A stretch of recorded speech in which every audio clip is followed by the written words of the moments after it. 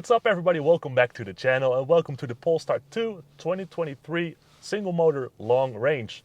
Maybe the car most interesting to you. Anyway, today's video is a bit of a thoughts video about the things I like and do not really like about this car. Overall an awesome driver's car, so we're gonna also head out and go for a nice little drive with this car. Now if you want to see a bit more about the exterior of this car, I made another walk around video of this car, so maybe you want to check that out as well. Anyway, thoughts on the car coming right up, let's get started. So this is the Polestar 2 single motor long range, and that means we got the 78 kilowatt hour battery pack. Up front we have a battery motor good for 231 horsepower, 330 newton meters of torque. Trust me, that is enough, especially in these wet conditions. For example, nowadays or today, you get a lot of torque steering pretty quick and slippery tires searching for traction with all that torque coming free at once because it is an electric vehicle. So you get all the torque at once, so more than enough. 0 to 60 or 100 kilometers an hour in 7.4 seconds. Pretty quick. And the max speed for this version is 160 kilometers an hour. That is not super quick, I gotta say. So if you live, for example, in Germany, you might want to consider the dual motor and performance version, because that limiter is set to 205 kilometers an hour if you like to drive fast on the Autobahn, for example. Now this car comes in the Thunder color, basically a grayish color with some warm blue effects in it or something like that. It's a pretty nice color. This one also has the gloss black elements on the exterior, so it looks very nice. And up in here we have the ventilated Nappa leather seats in the light color. Basically they succeed the barley interior, which we used to have as an option on this car. That used to be a bit of that brownish, warm, amberish kind of interior, also very nice. But yeah, this light interior is also pretty cool if you ask me. It's a pretty expensive one. That's also one of the things I do not like about this car. This interior is super expensive, but let's touch a little bit later on that. Anyway, time to continue this drive in this lovely Polestar 2. Let's start with the things I do not really enjoy about the car and then the things I do. And the first one is the space in this car. And yes, this is a sedan car, I know, but still some space issues for me. Now I gotta say, I am a bit of the exception. I am 2 meters 8, so that is quite tall, of course. So regarding headspace, it is quite okay, I gotta say. Over here, pretty good, of course, thanks to that fixed sunroof, so no rills, no shade in here whatsoever, so that is of course good for space. But then the middle console of this car, it is quite big. It also becomes wider towards the dashboard, and that is not good, of course, for the space for my right leg. The steering wheel's over here. Then you got this middle console running over here. So it is quite tight up in here. When I get into the car, I got to be careful not to slam my knee into the dashboard or into this console, because that hurts a lot. Trust me, been there, done that too many times already. And also when getting in, I need to squat down a little bit to get into the car. Then I also bump my left leg onto the frame of the car when the doors open. So that is also not too good for me. Also behind me you cannot sit a child seat or a booster cushion with a child on it, but that's it. Now also the floor of this car, this is an electric vehicle, so the battery is in the floor of the car, and that means the floor tends to go up a little bit towards the center of the car. I can show you, I think, best when I put my foot over here, when I, for example, ride on pilot assist off the throttle pedal basically, and then over here is my knee, against the steering wheel, against the column over here in the middle.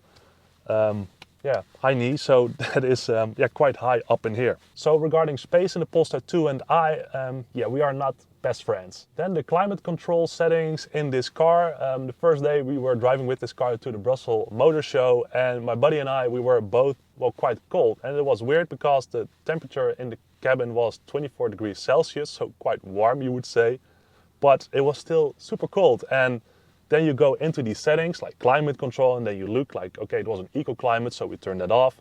AC we also turned off, and then it still remained cold, and we were like, hey, what's happening? And I come from a Volvo C40, from the Recharge, from the electric version, and over there it is very basic, you can turn it on, the AC, or off, and that's basically it. There are no options like heating, like the Polestar has, and apparently I thought that was for the battery pack or anything like that. But no, it's also heating for the cabin. So eventually we turned it on, let's see what happens. And the car started to warm up. So that was quite funny, but yeah, maybe that's just stupidity from me. That can also be, not really a thing to hate, but good to keep in mind that if you purchase or drive one of these cars, make sure you are informed well, because there are so many options and possibilities on these cars that I think you can get annoyed quite quickly if you do not know certain things which are on the car. So a bit of a tip, just make sure you are like lectured or informed properly about these cars, because there's plenty of options, and then you prevent being a bit stupid like me and not knowing what the heater functionality is for. Then we also have haptic touch in this car over here in the middle console, basically for the volume button, for the hazard lights, and for the heating functionality of the windows and the rear view mirrors. It is haptic touch, and maybe you know it, it's like not really a physical touch button, but like a bit of a feedback you get. So yeah, I'm not really used to it, and I also do not really enjoy it, because I already had a couple of times the last days that when I was driving around, I changed the volume with this nice still physical button, which is nice. But I also accidentally turned on my hazard lights.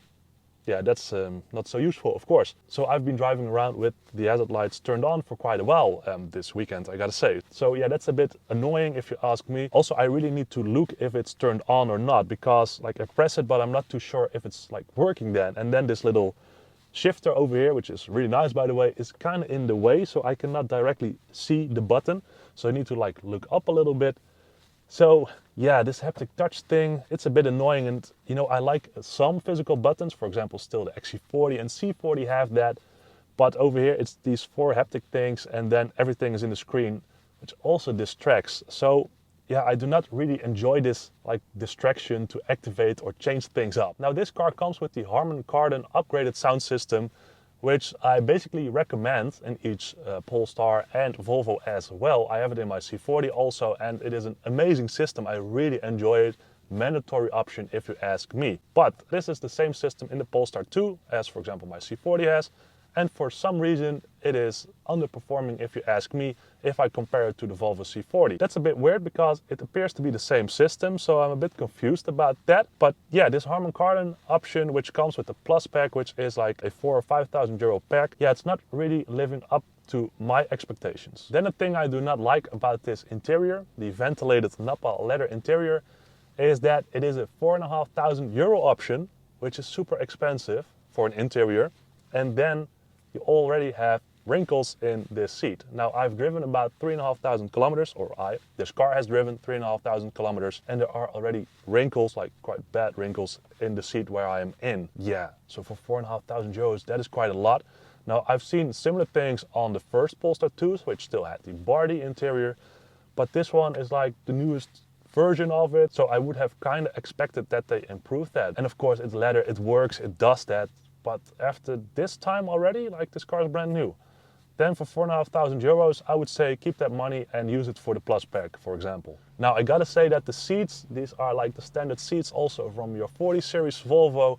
The bolsters on the side, they aren't the best. So if you turn into a corner a bit too fast, then you gotta like keep yourself in position because you glide around a bit too much maybe. Like sport seats in this car would have been pretty nice. Now last thing I do not really enjoy about this car is that this is a super expensive car. This is the single motor long range with 20-inch and basically everything opted. So yes, everything is opted. Also this expensive interior, but it's an expensive car. This one is about 68,000 euros. And yeah, that's a lot for a sedan kind of car, for a Volvo S40-ish kind of car. It's lovely, don't get me wrong, but it's expensive. For the same price you get a XC40 long range, also CMA car with plenty more space. But also, for example, a Volvo V60 T6 Recharge with the upgraded battery pack. And like if you put some extra thousands of euros down, you even get a V60 Polestar engineered version. But you know what I'm trying to say? Like for this kind of car, it is an expensive one. Now I do understand perhaps if you go for the standard range version with just the Plus or Pilot pack on it. But yeah, I'm not really too sure about the hefty price for this car. Now that is plenty of negativity, so to say. There are a lot of things I like about this car as well, so let's get started with that. And the first one is the driving of this car. This is the Polestar, this is the performance, the driving brand coming from Volvo, now standalone of course. But you really noticed with the Polestar 2 that it is way more involving than, for example, the Volvo XC40 and C40 Recharge, which basically share the same platform and battery pack. The steering is very direct, very accurate, and you know, this car also really invites you to go into that corner a bit too fast, and it is fun. It is, you know, really giving me a thrill, this car. And That is a thing I missed quite a lot lately about, for example, my C40. I mean, that car is also super fast with the dual motor setup with 400 horsepower, but it's not as involving as this 230 horsepower front wheel driven Polestar 2. It is really nice. You have that nice seating position as well in the car, really, to go for that perfect turn, for that perfect steering, for that involvement.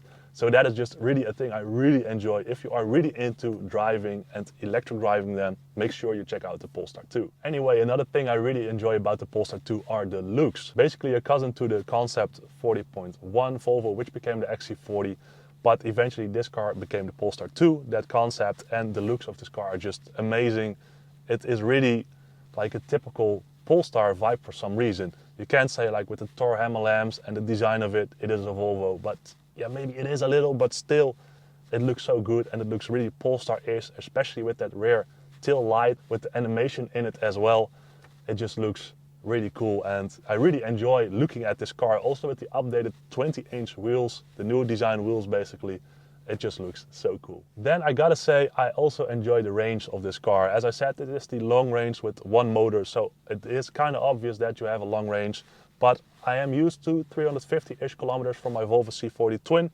And this one easily, well, during this pretty cold weekend, made 430, 440 full electric kilometers on a 100% state of charge. We drove with it through the Netherlands, to the Brussels Auto Show, up and down, and we still did not need to charge. Basically, we charged once yesterday and currently I'm charging it up as I'm driving back to the handover center. Yeah, the efficiency of this car is really nice. Let's see if I have some stats. So during this pretty cold weekend, I've driven about 20.5 kilowatt hours on 100 kilometers. Yeah, if you ask me, that is super efficient. Take this into account that it is winter, then in the summer it's even gonna be better. So the range of this long range and the efficiency of it, really impressive. Then another thing I enjoy quite a lot is the interface of the Polestar 2. Basically, this is the Android automotive system, similar to, for example, my Volvo C40, but then the Polestar take on it. So we've got this nice center display with 4 tiles in it. Super clear, super nice if you ask me. And also the driver's display. It's very neat and simplistic and just shows you everything you need to know at once. And I even turned off the maps system in the driver's display because looking at that nice simplistic design in there, it really gives you a bit of a race car kind of feel if you ask me. So overall, this system of the Polestar 2, it's quite intuitive. As I said, you need to be informed about all functionalities, but then once you know, it's easy to operate. It's also quite nearby for touching, wherein, for example, my C40, I need to like hang a bit with my hand, but this feels very stable. You just can like touch it at once whilst driving. So basically, if you need like a touchscreen, which all new cars kind of have nowadays, then the Polestar 2 version and take on it. It's very simplistic, easy to operate. Now that are some things I do and do not like about the Polestar 2. I'm really curious to your thoughts as well. Overall, the Polestar 2 is a really cool car and also seeing Polestar like experimenting with this car is also very promising. For example, they had the Beast edition at the Goodwood Festival of Speed. Eventually that became the BST edition, you know, that real racing kind of car. So that's pretty cool, but also the Arctic version, for example. It's really cool to see that Polestar is still that performance racing kind of brand where they also experiment with the Polestar 2. Like how can we improve it? What can we do better? They also provide like optimization now for your dual motor performance that goes up now to 476 horsepower. So yeah, I mean, how cool is that? It's also very promising for the future of the Polestar 2 that yeah, it keeps getting better and better. Anyway, that being said, I thank you a lot for watching. Let me know what you think about the Polestar 2 in the comments down below. What do you like and not like about it? Perhaps any tips for me and for each other over here? Leave them down below in the comments. I appreciate that. So if you enjoyed the video, please give it a thumbs up and also subscribe to the channel. That helps me out a lot. More coming soon, EX30, Polestar 2, BST, whatsoever. So make sure you stay tuned. Exciting things coming up. Anyway, thanks again and see you in my next video. Bye bye.